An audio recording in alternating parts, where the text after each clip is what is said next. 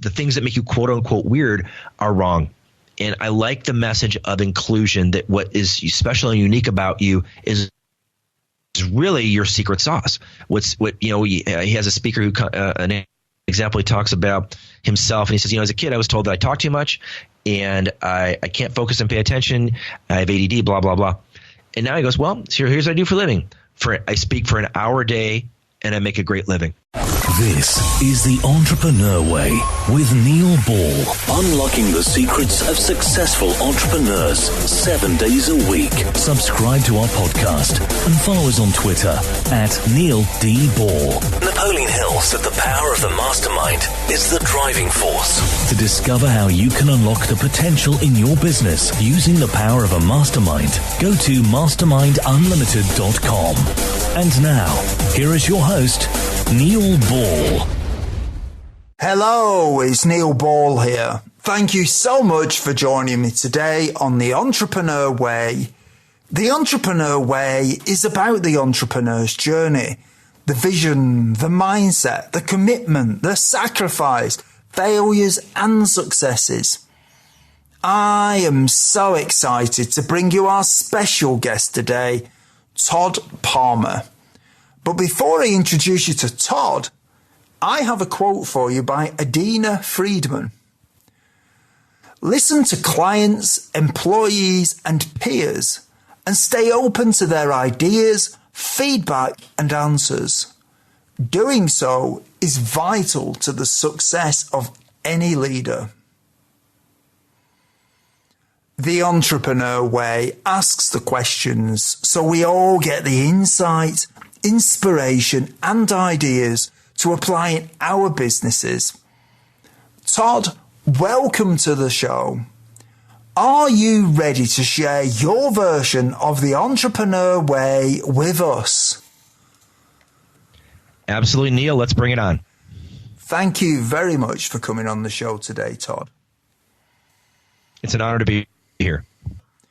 Todd Palmer is the collaborative business advisor and CEO of Extraordinary Advisors.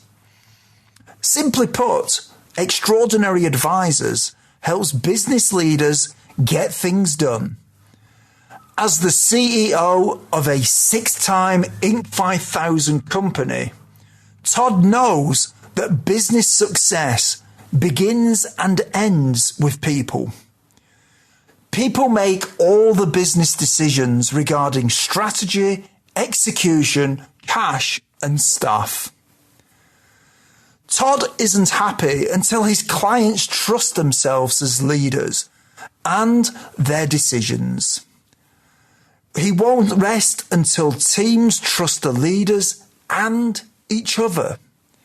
He knows they've nailed it when CEOs and their leadership teams take action towards higher level achievement, resulting in clients that trust the company. Read more sales, more profit, more partnerships. Todd, can you provide us with some more insight into your business and personal life to allow us to get to know more about who you are and what you do? Absolutely. So I think first and foremost, I've been an entrepreneur for almost 25 years. I started my company on a bootstrapped process in 1997 for $15,000 and grew it into an Inc. 5000 6 times over company at a revenue run rate of about $8 million US. And now I'm going into the coaching and speaking facilities where I'm helping entrepreneurs not only grow and scale up their companies, but if the entrepreneurs are struggling, we're helping those companies turn around. And I sit and work with CEOs on shifting their mindset and becoming more mindful of their business and how they conduct themselves in the business, not only how they conduct themselves internally within themselves, but externally with their staff and customers. Personally, I'm a single parent. I raised my son from the age of 2. He's now almost 27 years old, and he's an accountant in California. So when you say you help people and how they conduct themselves inside of, presumably from their own perspective, but also within their business. Can you just talk about that a little bit more and tell us more about it? Absolutely. I found that a lot of companies want to grow and scale, as did I when I was a younger entrepreneur. And we don't often realize that the bottleneck holding us back is within the entrepreneur, within the CEO. You know, they say the bottleneck is at the top of the bottle. Top of any organization is the founder, owner, or CEO. My experience has been when my company was struggling back in 2006, the problem wasn't external, it was internal. It first started with me, then I kind of permeated that out through my organization and accepting things I should not have accepted. And that limiting thought process of scarcity versus abundance really put some glass ceilings on how we could grow the company, and those didn't change until I changed myself as the CEO. And what types of companies do you work with? Primarily, I work with companies usually 20 million and less in revenue, from an employee headcount, a number anywhere from 5 employees up to 200 employees. And I work with companies with a mindset of where they really want to break through that glass ceiling and take their business to the next level, or even sometimes if the business is struggling, removing some of the barriers and roadblocks to success and helping them get to the level they'd like to get to, not only from a revenue standpoint, but just as importantly from a culture standpoint for the employees, as well as a lifestyle standpoint for the CEO. So when it comes to this bottleneck that you described in people being the block to potentially create solving problems in their business, how often is it the case that they don't even know that they are the block? You know, that's a great question, Neil, and it's actually very often. Almost every time it's the entrepreneur who at one point when they started the company, they had to take care of everything. They had to do the sales. They had to do the operations. They had to do the R&D. They had to do the accounting. They had to do the HR. Now, as their business is growing and scaling, they have a difficult time letting go of some of those tasks and duties. Instead of working in the business, we want to take them to working on the business, setting that strategic vision, helping the company execute its plan, as well as focusing on what do they want to get out of the experience of being an entrepreneur. A lot of entrepreneurs I know deal with what we call the ghost. It's the thing that drives them, whether it's an internal issue or an external force. A lot of entrepreneurs say their external ghost is a parent or maybe a former boss who didn't give them the due they felt they were entitled to. And we help them work through that mental exercise of why you do what you do, and then we put in, now that you know what you do, let's talk about how you can do it better, more efficiently, more effectively to create the type of life you want for yourself, for your employees, and for your customers. How would somebody listening now recognize that they could benefit from working with you? I started using a coach myself in 2006, and I recognized it from a couple perspectives. One, I started the company, I owned the company, and I didn't like working in the company anymore. So that was the first piece. Second piece I noticed when I was that person was I wasn't getting the revenue run rate that I was looking for. I wasn't happy with the culture within our organization that we created, and I wasn't happy that at the time the company was losing money. Those were big indicators for me. I think they would be a big indicator for anybody that, are you at the size you want to be at? Are you making the kind of money you want to make? Are you enjoying the team that you're taking this journey with? If you say no to any of those customers or any of those factors, it might be a good time for you to consider getting outside help like a business coach. What do you enjoy most about what you do? And I've thought a lot about that, and I can tell you without a doubt, it's that light bulb moment where the CEO or the leadership team has that aha. It's those crucial, critical conversations where you take a team that's not functioning well together, you sit in a room and you get them going in the direction they all want to go. It's that conversation where through the techniques, the entrepreneur sees that there is a light at the end of the tunnel, and that light at the end of the tunnel is opportunity, not a train ready to mow them down. When that light bulb goes on, it's, I'm a parent. It was like watching my son walk for the very first time. It's just so enjoyable, and it's really transformative for those teams and transformative for those coaches, and it's incredibly rewarding for me. And what drives you to do what you do? It's really simple, honestly. Now, it's a simple answer, but it took me about 3 years to figure it out. I read a book called The Power of Why by an author named Simon Sinek, and it challenged me to figure out why I do what I do, not only within my recruiting company, but also now within my coaching practice, even more importantly, in my life. And it comes down to really two simple words: improve lives. Anything I do, I want to improve the lives of the person or people I'm dealing with, whether it's my staff, whether it's my clients, whether it's someone I'm dealing with in a restaurant, whether it's someone I'm dealing with in a retail conversation. I remember being at a gym down in Phoenix, Arizona, where I'm having a conversation with a young man behind the counter, and I shared some things with him. We became Facebook friends, and that experience share with him literally helped him shift away from having to work 3 jobs to now only having to work 1 job and giving him more time with his young family. He sent me this glowing thank you note. In 10 minutes, I was able to just give him slight insights that maybe he was missing. And it was so incredibly rewarding that I was able to improve his life as well as the lives of his family, that it's so much more rewarding than just getting a paycheck or making a dollar. How do you relax when you're not working in your business? So one of the ways I relax is I actually play competitive baseball. Now I'm almost 50 years old, and baseball is usually seen here in the United States as a sport for kids. But I love playing baseball. I play sometimes up to 100 games per year, and I just find that on the baseball field, one, I can step away and not have to think about the business, and two, the experience of playing a game where you're successful, if you fail 7 out of 10 times, teaches me so much about sports, about business, and about life, that so much of life, baseball, business, is failing forward into success and failing forward through the struggles and leaning into the uncomfortable of the moment, because you're not going to succeed every time playing at the sport of baseball, just like you're not going to succeed every single day in business. But you know what? You get another at bat, you get another opportunity, and you can get out there and make a difference, not only to your team in baseball, but to your family, to the people you work with and the people you work for. Do you have any entrepreneurial role models?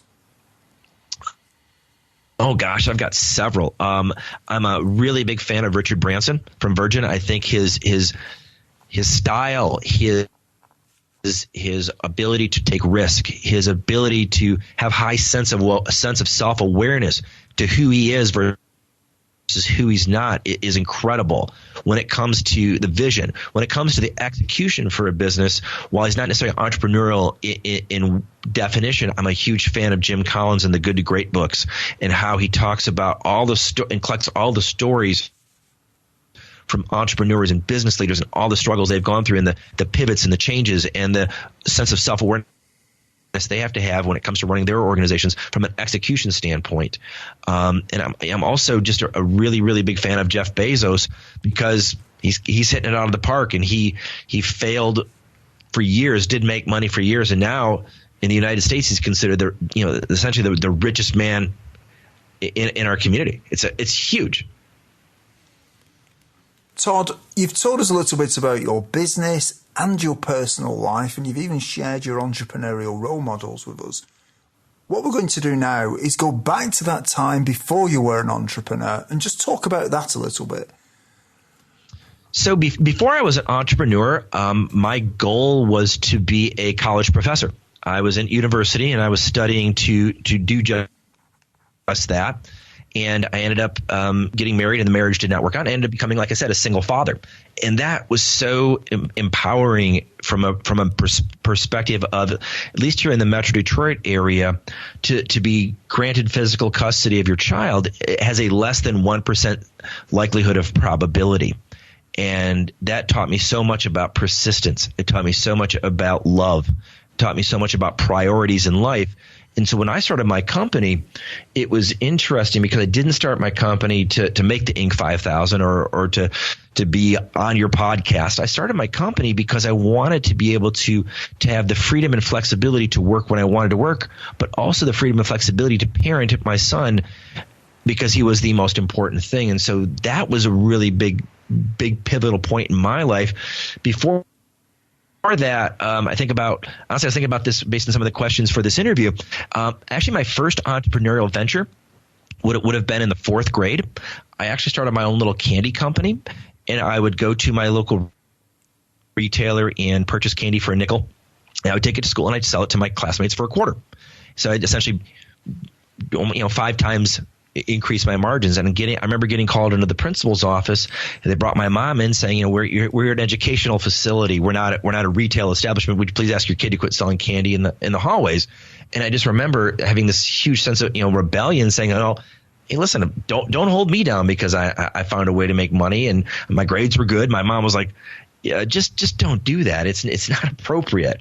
And I recall to this day thinking that was my first foray into being an entrepreneur, my first foray into kind of rebelling against the norms of the educational system and the norms of society, and how much I really enjoyed that versus, being in just a traditional student, or even being a traditional employee. I wasn't a very good employee, and I'm now a much better entrepreneur than I ever would have been an employee. What difficulties did you have to overcome when you started your business? That could be a whole podcast in and of itself. My difficulties were large. I have a degree in communications and marketing. I don't have a business degree.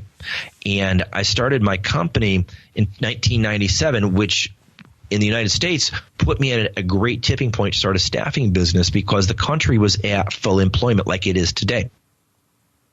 So if I was able to find people, I was able to quickly place them with customers. We became profitable day 72. I didn't have that typical 3 to 5 year arc of a traditional entrepreneur who has to grind it out and not bring in profits. We were profitable day 72. It was amazing. What that did, though, is it created a false sense of what I knew. So by 2006, when the economy started to go into a decline right before the recession, we were in really bad shape because I didn't know how to read financials. I just knew how to sell. I just knew how to deliver the people and collect the checks. I didn't know how to budget. Mm-hmm. I didn't know the business nuts and bolts like somebody with an MBA would. And that put us in a really bad spot. We were – in September of 2006, we were $600,000 in debt. I was 60 days away from running out of cash. I had an infected company culture that was toxic beyond belief. And as the entrepreneur, I was suffering from imposter syndrome because I thought I had to have all the answers, and I knew I didn't. So I learned a ton of what I did not know. You see, what you just said there is quite interesting, because I've had lots of people on here who've never really been as frank about what you've just said there. And I've also had people on who said, well, when I started my business, it was really hard because we started when things were tough, and that was really a disadvantage. And I've often said to people, that wasn't a disadvantage, that was an advantage. Because if you learn how to do it when it's tough, when it gets easy, then you're great. But if it gets tough again, you know what to go back to. And I think the hardest time to start is actually when it's easy, because then when it goes wrong or it gets difficult, it's much more difficult to figure out how to fix it, isn't it?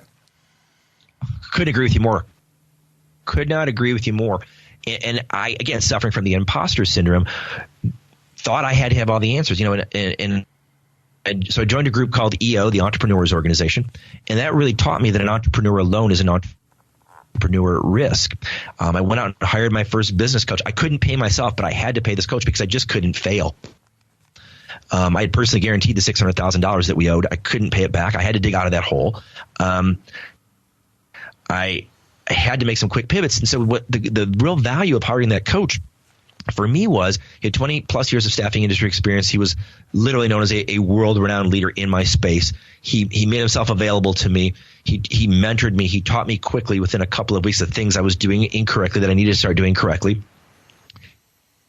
And I had to face some real tough realizations. I had to realize that while there was external factors that were impacting the business success, there was also the face in the mirror staring back at me that was impacting the business. And so that really forced me to take a hard look at myself. And the first thing I did, and it's the hardest thing I've ever had to do in business, is I fired my entire company in one day and I started over. And that was a tough thing to admit, not only to myself, but to the guys in my EO forum, to tell these employees they couldn't work here anymore. But it gave me a huge sense of essentially a reboot, restart. With quickly paid, within a couple of years, I paid off the $600,000 in debt. I changed the company culture quickly. I had been hiring based on your resume and your recruiting background, what I started doing is I started hiring people, basically hiring people for their DNA, not for their resume, to get the right people in. I taught them how to become a recruiter. I realized quickly that I couldn't teach somebody to be a good human being, but I could teach them to be a good recruiter. And that's really where we really pivoted the business quickly and had a nice run of success.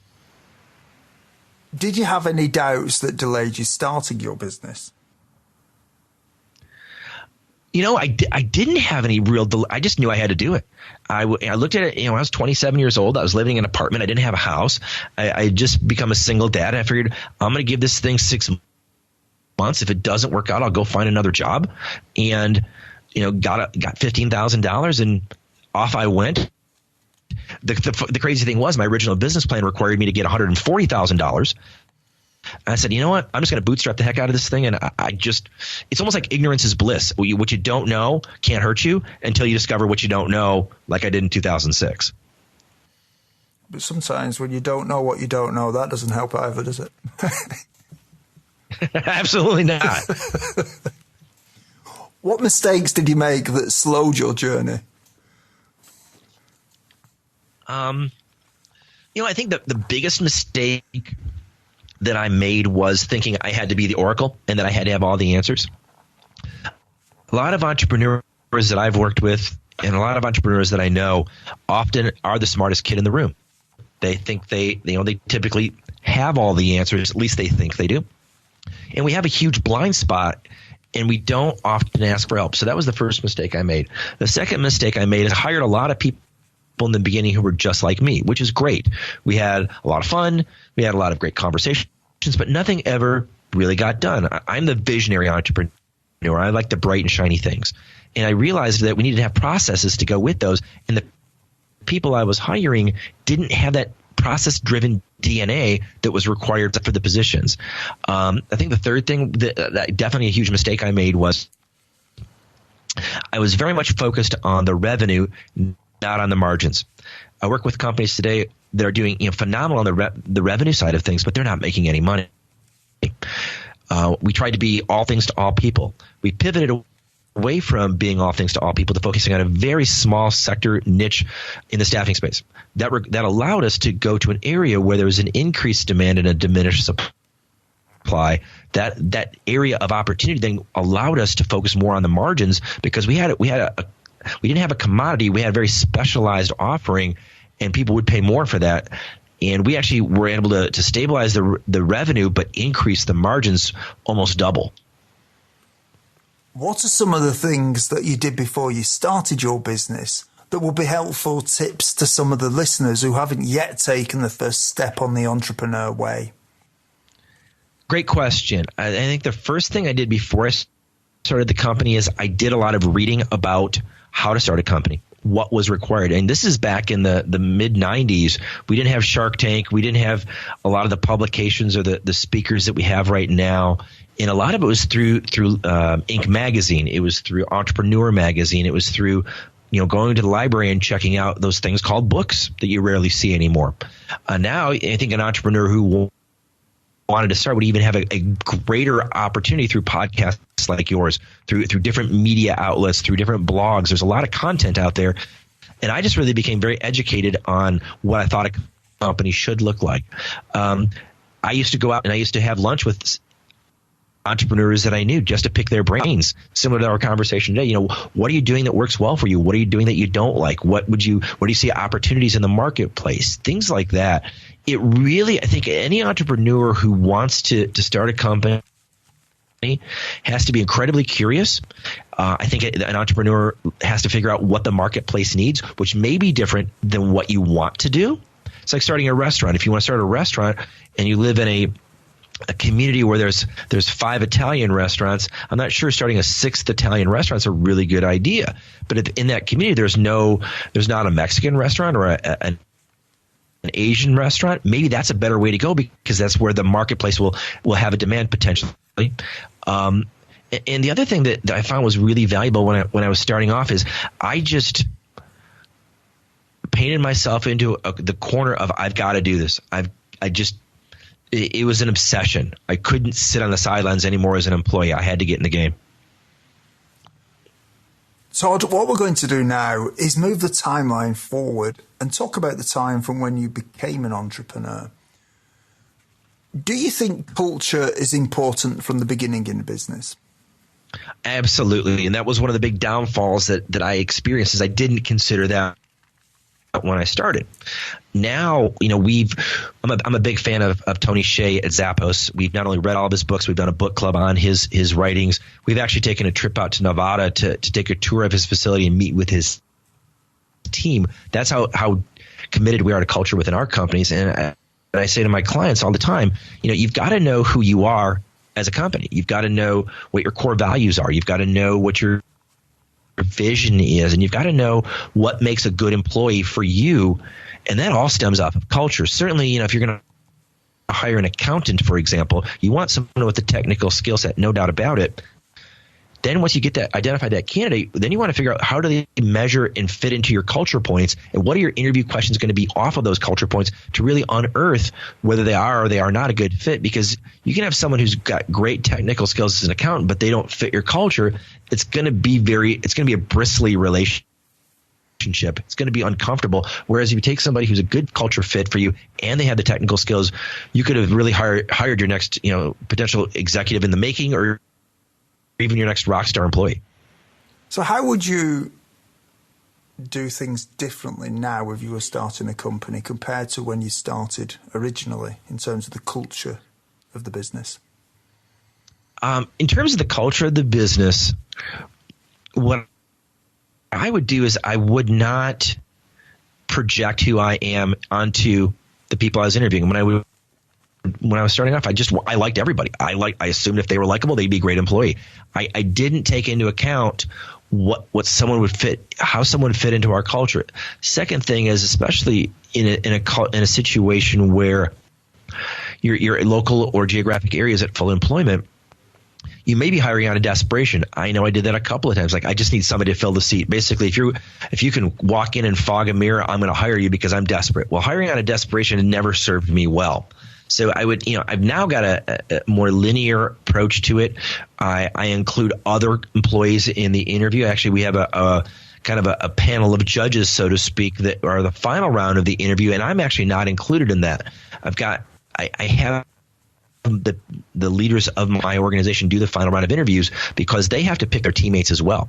I get their buy-in and I get their participation and essentially ownership of that hire because I include them in that process. Now, I have that luxury. Maybe as a start-off entrepreneur, you're not going to have that. Another thing I would do is I would use testing models or testing programs such as a Colby test to know who I am, first of all, and to hire against who I am so it's a better fit, as well as so you can use some data points combined with the face-to-face interview. And the other thing, I've used recruiters. I'm a recruiter. I think there's value in getting an outside party to contribute to that process as well. How do you make sure that you hire the right people now so that they fit with the culture in your business? Well, first of all, I recognize that if you hire 10 people, the chances of getting it right 10 out of 10 times is statistically impossible. So I give myself permission to fail. And if it's not working out with an employee, I recognize what my contribution to that was, or the organization's contribution to that hire was. If we did everything possible and the employee is not working out because of maybe a work ethic issue or an honesty or an integrity piece, then that's going to be on the employee. But we really try to make sure that as we bring people on, that they're going to be as good of a cultural fit as possible. That's the real value in bringing other people into the interviewing process, not just solely relying on myself. Because again, if you're a salesperson or a people pleaser, you're going to like everybody, and there are going to be people out there who you might like. You might want them as your neighbor, but you don't want them as your employee. Knowing what you know now, is there anything that if you'd known it when you started out that would have helped you to shortcut the learning curve? That's kind of a double-edged question, because if I had shortcutted the learning curve, I wouldn't have learned as much as I've learned through the ups and downs. We learn more, I think, by falling down, skinning our knees, and getting back up. It's that kind of that Rocky syndrome. Get up that one more time. You're going to learn more every time you get up. Having said that, I would definitely focus more on what I wanted to get out of the business from a margin standpoint, not from a revenue standpoint. Revenue, for me at least, seems a little bit more focused as an ego drive versus maybe a good financial decision and a good ROI on my use of time. So there's that piece. The other thing I think I would do differently is, I spend more time with my employees than I do with my family some days. I want to work around people I like. And that goes back to the hiring for DNA, not for resume. And it's amazing that when you work around people you like, how much more you get done. And the other part to that would tie into that is, talk about our failures. Be, as an owner, as a CEO, be authentic, transparent, and vulnerable with my staff. I didn't do that in the beginning. I do it all the time now. And it's amazing how when I stand in front of the room and I talk about, hey, we've had some great successes this year, and we've had these challenges this year. As the owner, here's some contributions I made to it. It's amazing how much my employees rally around me as the owner, me as a human being, when I can stand up and say, hey, listen, I don't have all the answers. I need your help. We're doing this together. It's that language and that type of conversation and that ability to be human in a room carries me through a lot of different challenges versus them thinking I'm aloof, I'm arrogant, I'm detached. I'm in the office and they're out in the bullpen working. When we're all in this together, that sense of community and that sense of team going forward has made a huge difference for us. Do you think being a business coach or having a business coach helps to shortcut the learning curve? Well, for me, I think it does. Because I know how quickly I took 20 plus years of knowledge from my coach back in 2006 and dropped it into my business and had immediate results. It did compress significantly the learning curve. I still use a coach today. I use a different coach now. And the value I get from him is being able to, get away from that reptilian brain of fight or flight and get to a higher cerebral cortex for decision making, for stress management, for processing things, from seeing things from a different light or through a different lens. And that's the real value of a coach for the CEO. The coach for a leadership team can not only help them lay out their strategy and their execution metrics, but also help them through conflict resolution to help them figure out, we've got a great idea, we've got a great team, but why aren't we moving this program forward? Why aren't we hitting the numbers or hitting the success metrics that we think we can? And it's amazing when I sit in a room and I get people to open up and talk about some of their challenges, some of their frustrations, and how I think people by and large are good at our core, and we want to help not only ourselves be successful, but sometimes we'll do more for others than we'll do for ourselves. And to sit in a room with leadership teams and have one executive stand up and say, I really need help in these areas. We're not hitting it, and I need help in these areas because I've got problems at home. I've got a sick child, or I've got this, and the employee, their teammates have no idea. And the rallying and the shift in momentum and the energy in the room, as well as the shift in momentum for the next quarter and driving those goals forward, it's just transformative. What makes you uncomfortable as an entrepreneur? I still get uncomfortable as an entrepreneur. I get uncomfortable as a business coach. I get uncomfortable before I go on to the stage to give a speech. It's that fear of failure. It's that fear of not being successful enough. It's that fear of not being good enough at what I'm trying to execute. And the interesting thing I've realized is when I feel that anxiety or when I feel that fear, that is simply me. That's kind of been a subconscious reaction telling me how much I really care about this and how important it is to me to be successful at what I'm going to deliver to my clients, or what I'm going to deliver to my audience, or what I'm going to deliver to my team, or what they're going to deliver to our clients in the recruiting company. And it's normal. I've talked to musicians, I've talked to professional athletes, that we all have little voices in our head. We all have doubts. And to recognize that, to embrace it, I've realized that, as a CEO or a baseball player or whatever I'm doing, I can't always eliminate those self-doubts, with those self-concerns. But what I can do, and what I try to work with my teams to do, and my CEOs to do, is to make peace with it, to walk alongside of it and know it's there not necessarily to defeat you or to derail you, but it's there to motivate you so that you know you're going to bring the very best of yourself to whatever room you're entering into, regardless of how scared you are. It's just part of life. We all have fears. And what do you think are some of the secrets to success? For me, I think some of the secrets to success come into a couple of things. Know thyself. Play to your strengths. Know what you do well. Do more of that. Do less of what you don't do well. And if you can, outsource it or hire somebody to do it for you. I think it's to be successful, you have to define success for yourself. I remember as a young entrepreneur, I define success as a lot of extrinsic things. I define success as how much money I could make, what toys I could buy, how big of a house could I have, all those trappings, so to speak. Now, and I give Tony Robbins 100% credit for this, I define success as doing what I want to do, when I want to do it, as often as I want to do it, and including someone in whom I want to do it with. Now, that can be a great trip to a foreign land, or that could just be a simple hike in the mountains with my son. Those are successful days. And the more successful I am in my everyday life, the more successful I am in my human interactions. By proxy, the more successful I'm going to be as an entrepreneur, the calmer I'm going to be, the better decisions I'm going to make. So for me, those are a couple of things that come top of mind. Life is made of constant change, whether we like it or not. And many people say that the only constant in life is change. Todd, how do you try to keep up with change? Agreed.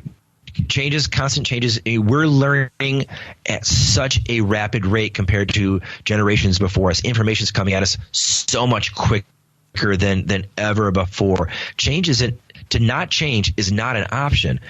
For me, I've just recognized, like you said, it's going to be a constant. For me, I've realized that the more comfortable I am with change, to recognize that it's important to be a lifelong learner, to listen to podcasts, to read, to have intelligent conversations with people from other lands, from other cultures, from different socioeconomic backgrounds, or those type of conversations. It's amazing how much I change. And for me, one of the biggest ways I deal with change the most is through my coaching. I learn so much about other people and the world and about myself by giving to others. It's just so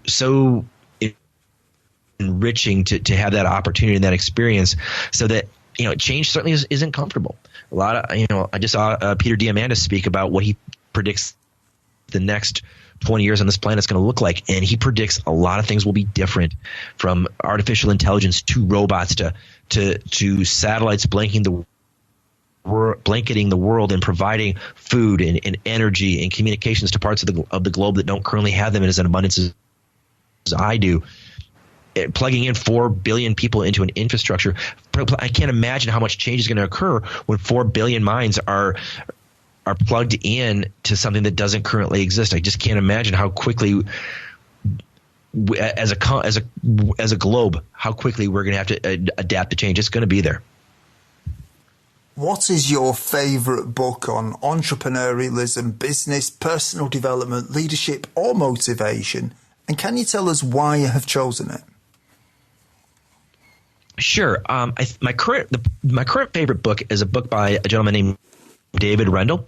It's called The Freak Factor, and it has a really simple concept of what's weird about you makes you wonderful. And I've seen David speak several times, and he always blows me away because he talks about playing to your strengths, not to your weaknesses, and that the world is going to teach you that the things that make you quote unquote weird are wrong.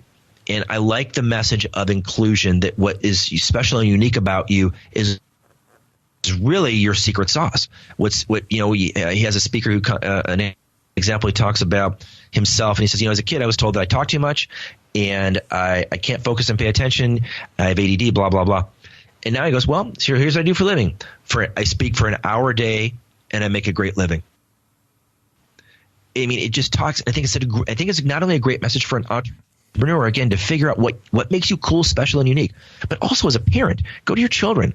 If they get 5 A's on their report card and 1 B, focus on the 5 A's, not on the 1 B.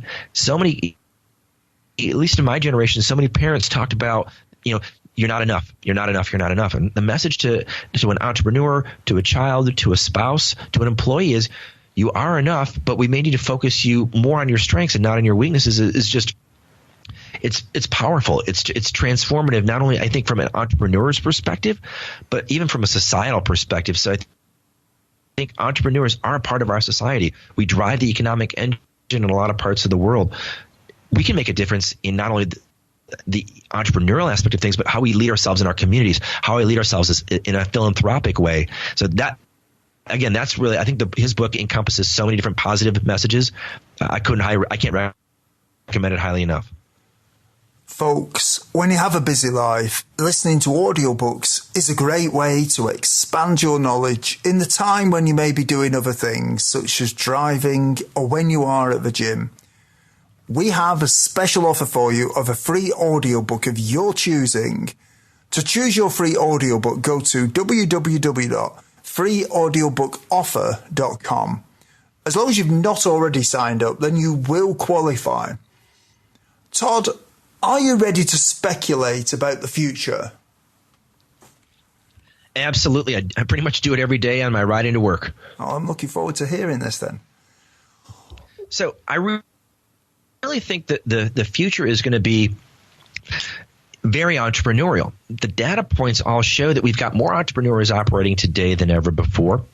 And I think as we incorporate things like artificial intelligence, and we incorporate things such as a lot of the SpaceX thought processes from Diamandis and Elon Musk, if we put on a certain platform someone like a Jeff Bezos or the pop culture of a Shark Tank, I think what it does is it really creates a future of empowerment for somebody who wants to make a difference, not only for their families, but also for their communities.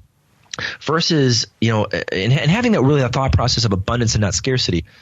I live in Detroit, Michigan, and for a long time we dealt with being in a recession before the rest of the country. We dealt with a lot of corruption at times. We dealt with the first public bankruptcy in the United States for a municipality, and there was a lot of victim attitude.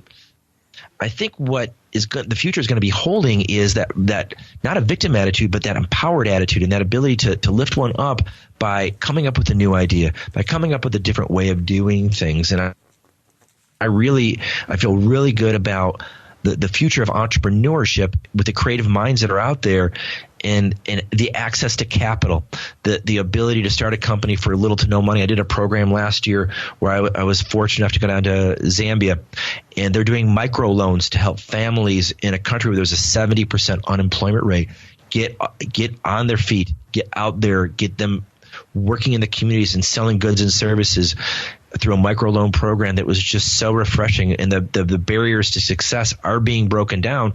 And a lot of it, I think, is through technology. I'm a big fan of technology. I think we need to embrace technology. I think if you don't, you're going to get left behind. What one thing would you do with your business if you knew that you could not fail? Wow, that's a really great question. I think if I could do one thing with my business is I would create an online TV program where I went behind the scenes and dug deep with entrepreneurs so that people who are struggling can see that most entrepreneurs have struggled. They can see that most entrepreneurs are much more real and much more approachable and much more transparent than people realize. And I would humanize the entrepreneur so that we could create a greater community of entrepreneurial success and of mind share and of mentorship versus sometimes an us versus them thought process or a thought process where entrepreneurs are, again, an entrepreneur alone is an entrepreneur at risk. I remember the days of feeling alone and how grateful I am that I don't feel that way anymore in any way through the TV idea or through podcasts or even through programs like SCORE or local programs within a community. I think there's just a huge opportunity to create a legacy and a footprint within a community, whether it's a local community or a global community. And I always love being a part of those type of programs. What skill, if you were excellent at it, would help you most to double your business? Great question. I think if I know my strengths are really on communicating, and my strengths are creating one-to-one relationships. My strengths are getting in front of a room and hoping to inspire and shift thought processes. I think if I would have been a little bit better at accounting and a little bit better at numbers, I would have maybe had some of the suffering I had. And so I'm very excited that my son is an accountant, and he has that gene and that DNA to dig into the numbers, because the devil is in the data. The devil is in the details of those numbers, and numbers typically, if done correctly, don't lie. In 5 years from now, if a well-known business publication was publishing an article on your business after talking to your customers and suppliers, what would you like it to say? I think if someone were to publish an article about me, I would want them to take a look at a couple of different things. One, I'd like them to go back and talk to all the companies and the banks and the relationships I had back in 2006. And I'd like for them to the banks and the vendors that we paid in full to say that, Todd Palmer is a person of honesty and integrity. I think if you were to fast forward into the people who work for me at my company, Diversified Industrial Staffing, doing the recruiting, I'd want them to say that Todd is a real guy. He what you see is what you get, and he has been able to teach us things and to mentor us and to empower us to live to our values and to live to the culture and to focus on improving lives. And he has helped us improve the lives of our candidates by getting them a better job. He's helped us improve the lives of our customers in helping them get better people for their facilities and their work environments. And he's helped us take care of our families. And he's helped us live a lifestyle that maybe we didn't know we could do. And I think lastly, if they were to talk to my coaching clients, those coaching clients and the people I speak before would say, wow, Todd is the kind of person that I've enjoyed working with, because he'll tell you the down and dirty of things. He'll be honest with you. He'll be transparent. He'll be vulnerable. He'll get in the weeds with you. He'll suffer alongside you and with you. He will be available to me, and he'll help me with my business grow it. I saw Todd speak, and I've never seen someone talk about some of the things that he spoke of, and he inspired me. And at the end of the day, with everything that I do, I'm not here forever. And I'd like to be able to leave a really good legacy with the world of, again, authenticity, transparency, vulnerability. And at the end of the day, if I've improved some lives, then I've had a really good run. It's now time for 3 golden nuggets. Todd, what is your favourite quote, and how have you applied it? I think I've shared my favorite quote with you, but I'm happy to reiterate it because it is absolutely how I live my life. Tony Robbins, success is doing what you want, when you want, as often as you want to do it, and with whom you want to do it with. And I try to apply that in my personal life and in my business life. And it's just been transformational to free my mind up around the definition of success is just so empowering that I can feel successful whether I'm walking on the beach, having a great conversation with somebody, or I'm sitting at a concert enjoying a great performance, or I'm even, on a plane going to an event that I'm so excited to be at. Those are all successful days for me. Do you have any favourite online resources you can share with us that would be useful for other entrepreneurs? I think my favorite online resource right now is gazelles.com. It's a coaching platform that gives away a lot of free content to startup or early stage entrepreneurs as well as seasoned entrepreneurs. It's from one of my favorite mentors, Vern Harnish, author of The Rockefeller Habits, and it gives you practical, implementable tools to figure out, what direction should I be going in? Here are questions I should be asking myself. Here are questions I should be asking employees. Here are questions I should be asking customers from a strategic perspective, from an execution perspective, from a people perspective, in a way that's everything's encapsulated, and there's so many good tools that I recommend it to every entrepreneur that I interact with.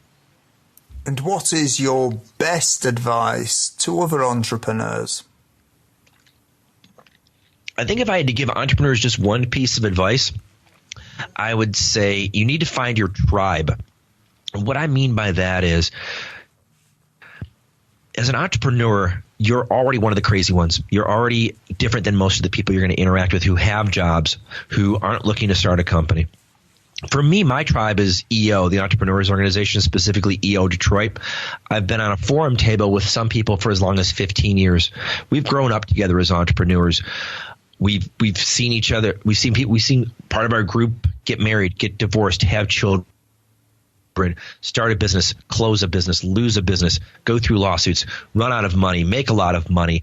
And we have a cohesion within the group that we can be real, authentic, and vulnerable to a level that is typically not found in normal society, because entrepreneurs, we carry a lot of responsibility. We have fiduciary responsibility. We have payroll responsibility.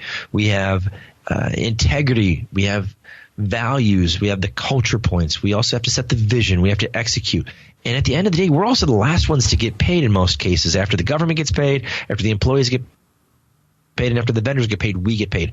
So we want that. We take that big risk to hopefully get that big reward, and to sit in a room with 5 to 8 other people who are walking that same journey so that you don't feel alone has been so incredibly valuable. And again, I would just say to anybody, find your tribe, whether it's, again, an EO, a YPO, a Vistage, any of those programs, so you're able to go to a group of trusted people that you can be real with, share your successes, share your disappointments, so that you're able to, get up, get out the bed the next day and go back at it on the good days and the bad. Folks, if you didn't manage to get a note of Todd's favourite resource or his favourite book, you can find the links on Todd's show notes page. Just go to theentrepreneurway.com and search for Todd or Todd Palmer in the search box. Todd, is there anything else that you would like to add about your business? I think the thing that I'm most proud of is how my business, Diversified Industrial Staffing, has helped so many people find new jobs here in the United States for skilled trades professionals. So I'm really excited about where that group is going, and I'm super proud of the people who work for me, and they allow me to go off and do my coaching practice. And when it comes to the coaching practice, I think the thing that I'm so excited about is we're offering a free 30-minute diagnostic to anybody who would mention your podcast on our website. Just simply go to our websites, put in your contact information, say that you heard me on Neil's show, and I'm happy to give 30 minutes of my time to help in any way possible to take a look at your business, to see some of the things you're doing well, see some of the things you're struggling with, to create that potential, that legacy of improving lives, so that you don't have to suffer maybe like I did in 2006. That's a great way for me to pay it forward through the entrepreneurial community.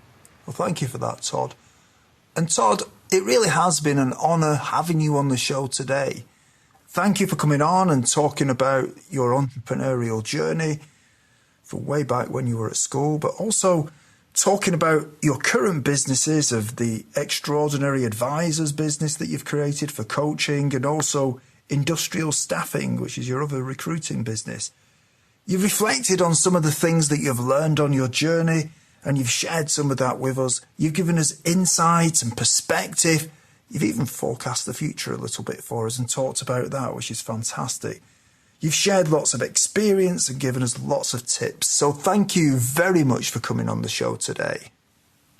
Neil, thank you for having me on. I've really enjoyed the conversation, and I have to credit you for the thoughtfulness of your questions and the in-depth nature of what you are trying to provide to your audience. It's refreshing, it's rare, and I've thoroughly enjoyed myself. Well, thank you for that, Todd. I really appreciate that, and you are welcome. Thank you for listening to The Entrepreneur Way. Subscribe to our podcast and follow us on Twitter @Neil D. Ball.